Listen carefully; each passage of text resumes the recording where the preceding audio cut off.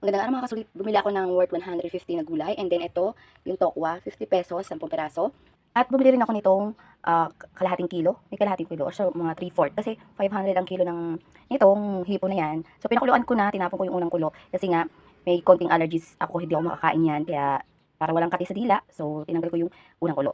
And then lalahukan natin ito. Yan, ampalaya at kamatis. Mura ng kamatis ngayon, ang kilo ay 60. So may sibuyas at bawang.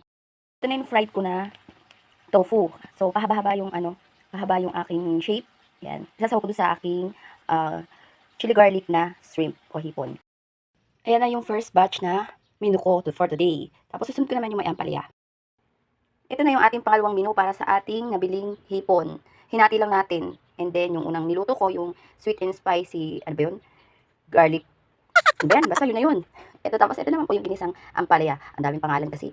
Siya, tara, kain na po tayo. Salamat po sa panonood. Ingat.